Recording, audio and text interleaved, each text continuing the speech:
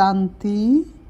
27 मार्च 2025 प्रातः मुरली। ओम शांति। बाप दादा मधुबन। आज प्यारे बाबा ने सुनाया, मीठे बच्चे, खिवैया आया है तुम्हारी नैया पार लगाने। तुम बाप से सच्चे होकर रहो तो नैया हिलेगी डुलेगी लेकिन डूब नहीं सकती। खिवैया आया है तुम्हारी नैया पार लगाने। तुम बाप से सच्चे होकर रहो तो तुम्हारी नैया हिलेगी डुलेगी लेकिन डूब नहीं सकती। आज की मुरली से बाबा ने प्रश्न किया, बाप की याद बच्चों को यथार्थ न रहने का मुख्य कारण क्या है? बाप की याद बच्चों को यथार्थ न रहने का मुख्य कारण क्या? उत्तर, साकार में आते आते भूल गए कि हम आत्मा निराकार है और हमारा बाप भी निराकार है। साकार होने के कारण साकार की याद सहज आ जाती है। देही अभिमानी बन अपने को बिंदी समझ बाप को याद करना, इसी में ही मेहनत है। ओम शांति। शिव भगवान वाच, इनका नाम तो शिव नहीं है ना, इनका नाम है ब्रह्मा और इन द्वारा बात करते हैं शिव भगवान वाच। ये तो बहुत बार समझाया है। कोई मनुष्य को या देवता को अथवा सूक्ष्म वतनवासी ब्रह्मा विष्णु शंकर को भगवान नहीं कहा जाता। जिनका कोई आकार व साकार चित्र है उनको भगवान नहीं कह सकते। भगवान कहा ही जाता है बेहद के बाप को। भगवान कौन है ये कोई को भी पता नहीं, नेति नेति कहते हैं, अर्थात हम नहीं जानते। तुम्हारे में भी बहुत थोड़े हैं जो यथार्थ रीति जानते हैं। बाबा कहते तुम्हारे में भी बहुत थोड़े हैं जो यथार्थ रीति जानते हैं। आत्मा कहती है भगवान, अब आत्मा तो है बिंदी, तो बाप भी बिंदी ही होगा। अब बाप बच्चों को बैठ समझाते हैं। बाबा के पास कई ऐसे बच्चे जो ये भी नहीं समझते कि हम आत्मा कैसे बिंदी है। बाबा कहते हैं कई बच्चे ऐसे भी हैं। कोई तो अच्छी रीति समझते हैं, बाप को याद करते हैं। बेहद का बाप है सच्चा हीरा। हीरे को बहुत अच्छी डिब्बी में डाला जाता है। कोई के पास अच्छे हीरे होते हैं तो किसको दिखलाना हो तो सोने चांदी की डिब्बी में डाल फिर दिखाते हैं। हीरे को जौहरी जाने और न जाने कोई, और कोई जान न सके। झूठा हीरा दिखाए तो भी किसको पता ना पड़े, और किसी को झूठा हीरा दिखाए तो भी किसको पता ना पड़े। ऐसे बहुत ठग जाते हैं। तो अब सच्चा बाप आया है, परंतु झूठे भी ऐसे ऐसे हैं जो मनुष्यों को कुछ पता नहीं पड़ता। गाया भी जाता है, सच की नाव हिले डुले पर डूबे नहीं। झूठ की नाव हिलती नहीं है, इनको कितना हिलाने की करते हैं। जो यहाँ इस नाव में बैठे हुए वह भी हिलाने की कोशिश करते हैं। ट्रेटर गाए जाते हैं ना, ज्ञान में चलने के बाद ज्ञान की बुराई करना तो ट्रेटर गाए जाते हैं ना। बाबा ने कहा उनको ही क्या कहेंगे, ट्रेटर कहेंगे ना। तो अब तुम बच्चे जानते हो खिवैया बाप आया हुआ है, भगवान भी है। बाप ने समझाया ये है कोटों कांटों का जंगल, सभी पतित है ना। कितना झूठ है। सच्चे बाप को बिरला कोई जानता है। यहाँ वाले भी कई पूरा नहीं जानते, पूरी पहचान नहीं क्योंकि गुप्त है ना। भगवान को याद तो सब करते हैं, ये भी जानते हैं कि वह निराकार है, परम धाम में रहते हैं। हम भी निराकार आत्मा हैं, ये नहीं जानते। साकार में बैठे बैठे ये भूल गए हैं। साकार में रहते रहते साकार ही याद आ जाता है। तुम बच्चे अभी देही अभिमानी बनते हो। भगवान को कहा जाता है परम पिता परमात्मा, ये समझना तो बिल्कुल सहज है। परम पिता अर्थात परे से परे रहने वाला परमात्मा। तुमको कहा जाता है आत्मा, तुमको परम नहीं कहेंगे। तुम तो पुनर्जन्म लेते हो ना, ये बातें कोई भी नहीं जानते। भगवान को भी सर्वव्यापी कह देते। भक्त भगवान को ढूंढते हैं, पहाड़ों पर, तीर्थों पर, नदियों पर भी जाते हैं। बाबा कहते समझते हैं नदी पतित पावनी है, उसमें स्नान कर हम पावन बन जाएंगे। भक्ति मार्ग में ये भी किसको पता नहीं पड़ता है कि हमको चाहिए क्या। बाबा ने कहा भक्ति मार्ग में किसी को ये भी पता नहीं पड़ता हमको चाहिए क्या। बाबा ने कहा सिर्फ कह देते मुक्ति चाहिए, मोक्ष चाहिए, क्योंकि यहाँ दुखी होने के कारण तंग है। सतयुग में कोई मोक्ष व मुक्ति थोड़े ही मांगते हैं, वहाँ भगवान को कोई बुलाते नहीं, यहाँ दुखी होने के कारण बुलाते हैं। भक्ति से कोई का दुख हर नहीं सकते, भले कोई सारा दिन राम राम बैठ, बाबा ने कहा भले कोई सारा दिन राम राम बैठ जपे तो भी दुख हर नहीं सकते। बाबा कहते हैं ये है ही रावण राज, दुख तो गले से जैसे बांधा हुआ है। गाते भी है दुख में सिमरण सब करे, सुख में करे ना कोई। इसका मतलब जरूर सुख था, अब दुख है। सुख था सतयुग में, दुख है अभी कलयुग में, इसलिए इसको कांटों का जंगल कहा जाता है। पहला नंबर है देह अभिमान का कांटा, फिर है काम का कांटा। अभी बाप समझाते हैं तुम इन आँखों से जो कुछ देखते हो वह विनाश होने का है, विनाश होने का है। अब तुमको चलना है शांति धाम। अपने घर को और राजधानी को याद करो। घर की याद के साथ साथ बाप की याद भी जरूरी है, क्योंकि घर कोई पतित पावन नहीं है। तुम पतित पावन बाप को कहते हो तो बाप को ही याद करना पड़े। वह कहते हैं माँ में कम याद करो, मुझे ही बुलाते हो ना, बाबा आकर पावन बनाओ। ज्ञान का सागर है तो जरूर मुख से आकर समझाना पड़े, प्रेरणा तो नहीं करेंगे। एक तरफ शिव जयंती भी मनाते हैं, दूसरी तरफ फिर कहते नाम रूप से न्यारा है। नाम रूप से न्यारी चीज़ तो कोई होती नहीं। फिर कह देते ठिक्कर बित्तर सब में है, अनेक मत है ना। बाप समझाते तुमको 5 विकारों रूपी रावण ने तुच्छ बुद्धि बना दिया है, इसलिए देवताओं के आगे जाकर नमस्ते करते हैं। कोई तो नास्तिक होते हैं, किसको भी मानते नहीं। यहाँ बाप के पास तो आते ही हैं ब्राह्मण, जिनको 5000 वर्ष पहले भी समझाया था। लिखा हुआ भी है परमपिता परमात्मा ब्रह्मा द्वारा स्थापना करते तो ब्रह्मा की संतान ठहरे। प्रजापिता ब्रह्मा तो मशहूर है, जरूर ब्राह्मण ब्राह्मणिया में होंगे। अभी तुम शूद्र धर्म से निकल ब्राह्मण धर्म में आए हो। वास्तव में हिंदू कहलाने वाले अपने असली धर्म को जानते ही नहीं, इसलिए कभी किसको मानेंगे कभी किसको मानेंगे, बहुतों के पास जाते रहेंगे। क्रिश्चियन लोग कभी किसके पास जाएंगे नहीं। शिवरात्रि के प्रोग्राम में जब पर्चे बांटते तो वो पर्चा भी नहीं छूते। अभी तुम सिद्ध कर बतलाते हो। भगवान बाप कहते मुझे याद करो। एक दिन अखबारों में भी पढ़ेगा कि भगवान कहते मुझे याद करने से ही तुम पतित से पावन बन जाएंगे। जब विनाश नज़दीक होगा तब अखबारों द्वारा ही भी ये आवाज़ कानों पर पड़ेगा।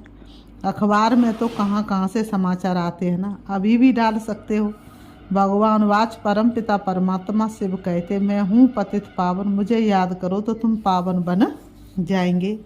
इस पतित दुनिया का विनाश सामने खड़ा है, विनाश जरूर होना है, ये भी सबको निश्चय हो जाएगा। रिहर्सल भी होती रहेगी। तुम बच्चे जानते हो जब तक राजधानी स्थापन नहीं हुई तब तक विनाश नहीं होगा। अर्थ के एक आद भी होनी है ना। एक तरफ आएंगे, एक तरफ बॉम्ब्स फटेंगे, दूसरे तरफ नेचुरल कैलेमिटीज भी आएगी, अन्न आद नहीं मिलेगा। स्टीमर नहीं आएंगे, फैमन पड़ जाएगा, भूख मरते मरते ख़त्म हो जाएंगे। भूख हड़ताल जो करते हुए फिर कुछ न कुछ जलवा माखी सैद आद लेते रहते, वजन में हल्के हो जाते।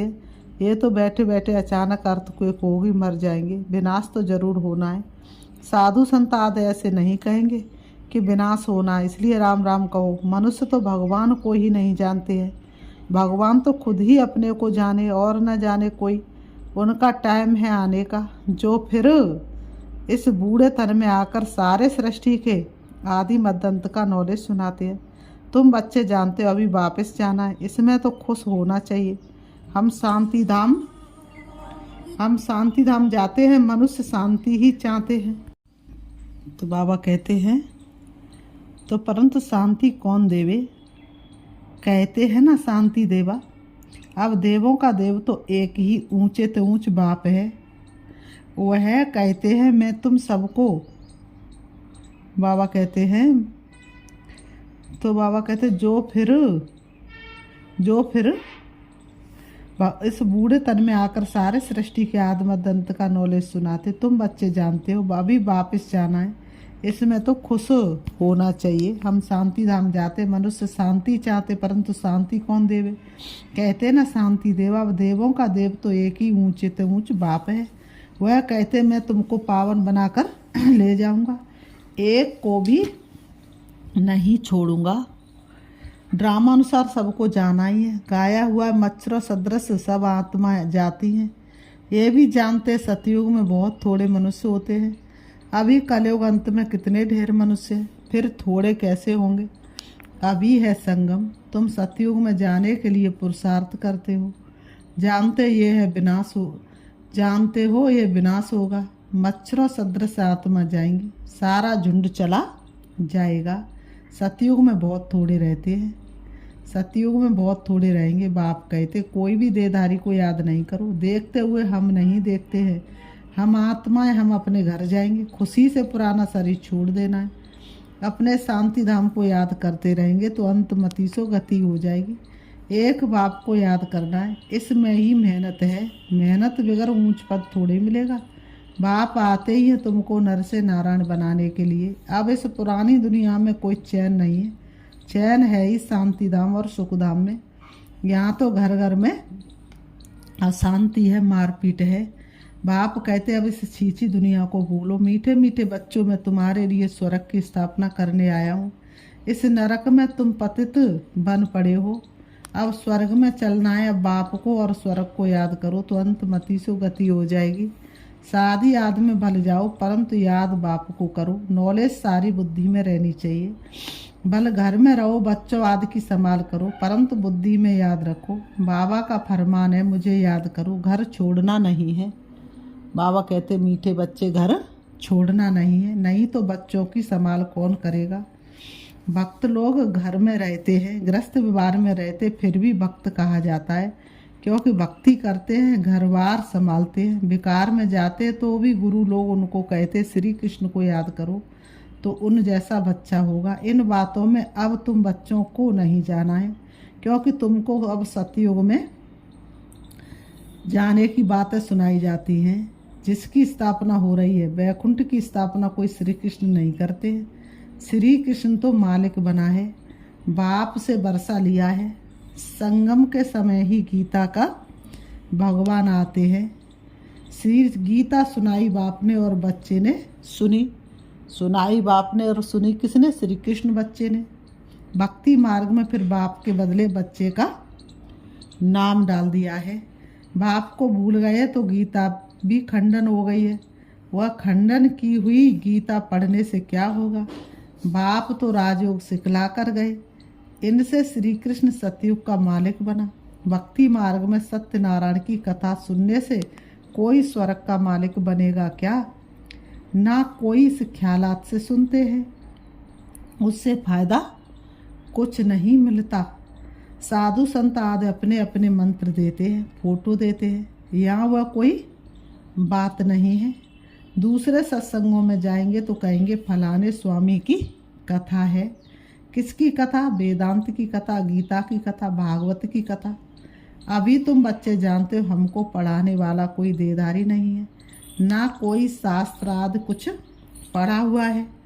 शिव बाबा कोई शास्त्र पढ़ा है क्या? पढ़ते हैं मनुष्य, शिव बाबा कहते हैं मैं गीता आदि कुछ पढ़ा नहीं हूँ। ये रथ जिसमें बैठा हूँ ये पढ़ा हुआ है, मैं नहीं पढ़ा हुआ हूँ। मेरे में तो सारे सृष्टि चक्र के आदि मध्य अंत का ज्ञान है।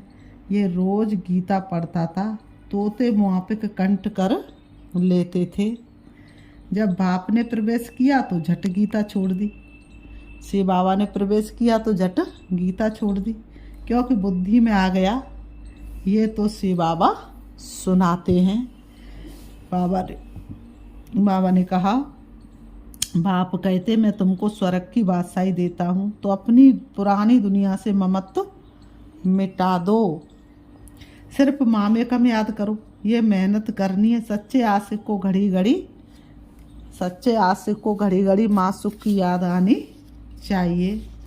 बाबा ने कहा, बाबा कहते याद ही आती रहती है, तो अब बाप की याद भी ऐसी पक्की रहनी चाहिए। पारलौकिक बाप कहते हैं, बच्चे मुझे याद करो और स्वर्ग के बरसे को याद करो। इसमें और कुछ भी आवाज़ करने, झांझ आदि बजाने की कोई दरकार नहीं। गीत भी कोई अच्छे अच्छे आते हैं जो तो बजाए जाते हैं, जिनका अर्थ भी तुमको समझाते हैं। गीत बनाने वाले खुद कुछ भी नहीं जानते, जिन्होंने गीत बनाए उन्हें कुछ भी पता नहीं। मीरा बख्तिन थी, तुम तो अभिज्ञानी हो। बाबा कहते बच्चों से जब कोई काम ठीक नहीं होता तो बाबा कहते तुम तो जैसे वक्त हो। तो वह समझ जाते कि बाबा ने हमको ऐसा क्यों कहा। बाप समझाते, बच्चे अब बाप को याद करो, पैगंबर बनो, मैसेंजर बनो। सबको यही पैगाम दो कि बाप और बरसे को याद करो तो जन्म जन्मांतर के पाप भस्म हो जाएंगे। अब वापस घर जाने का समय है। भगवान एक ही निराकार है, उनको अपनी देह है नहीं। बाप ही अपना परिचय बैठ देते हैं, मन मनावव का मंत्र देते। साधु सन्यासी आदि ऐसा कभी नहीं कहेंगे कि अब विनाश होना है। बाबा ने कहा साधु सन्यासी आदि कभी नहीं कहेंगे कि अब विनाश होना है। बाबा कहते हैं बाप को याद करो। बाप ही ब्राह्मण बच्चों को याद दिलाते हैं, याद से हेल्थ, पढ़ाई से वेल्थ मिलेगी। तुम काल पर जीत पाते हो, वहाँ कभी अकाल मृत्यु नहीं होता। देवताओं ने काल पर विजय पाई है। फिर बाबा कहते अच्छा, मीठे मीठे सिकीलते बच्चों प्रति माता पिता बाप दादा का याद प्यार और गुड मॉर्निंग। रूहानी बाप की रूहानी बच्चों को नमस्ते। हम रूहानी बच्चों की रूहानी बाप दादा को याद प्यार और नमस्ते नमस्ते नमस्ते नमस्ते। धारणा के लिए मुख्य सार नंबर 1, ऐसा कोई कर्म नहीं करना जो बाप द्वारा भक्ति का टाइटल मिले। पैगंबर बन सबको बाप और बरसे को याद करने का पैगाम देना है। नंबर 2, इस पुरानी दुनिया में कोई चैन नहीं है, ये छीछी दुनिया है। बाबा कह रहे इस पुरानी दुनिया में कोई चैन नहीं है। ये कैसी दुनिया है? ये छीछी दुनिया है। बाबा कहते हैं ये छीछी दुनिया है, इसे भूलते जाना है। इस छीछी दुनिया को भूलते जाना है। घर की याद के साथ साथ पावन बनने के लिए बाप को भी जरूर याद करना है। आज की मुरली से बाबा ने वरदान दिया, प्रवृत्ति में रहते परवृत्ति में रहने वाले निरंतर योगी भव। प्रवृत्ति में रहते परवृत्ति में रहने वाले निरंतर योगी भव। स्पष्टीकरण, निरंतर योगी बनने का सहज साधन है प्रवृत्ति में रहते परवृत्ति में रहना।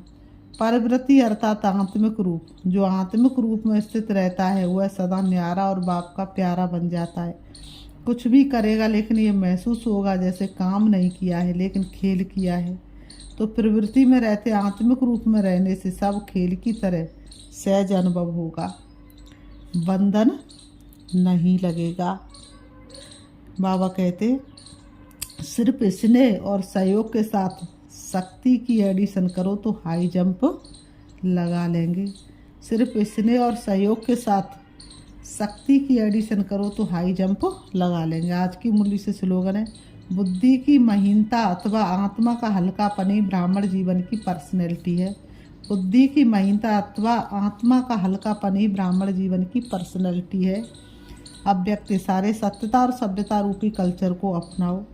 हिम्मतें शक्तियाँ मद दे सर्वशक्तिवान। शेरनियाँ कभी किससे डरती नहीं, निर्भय होती हैं। ये भी भय नहीं कि ना मालूम क्या होगा। सत्यता के शक्ति स्वरूप होकर नशे से बोलो, नशे से देखो। हम ऑलमाइटी गवर्नमेंट के अनुचर हैं। इसी स्मृति से अयर्थार्थ को यथार्थ में लाना है। इसी स्मृति से अयर्थार्थ को यथार्थ में लाना है। सत्य को प्रसिद्ध करना है, ना कि छिपाना है। लेकिन सत्यता के साथ बोल में मधुरता और सभ्यता आवश्यक है। अच्छा, ओम शांति, ओम शांति, ओम।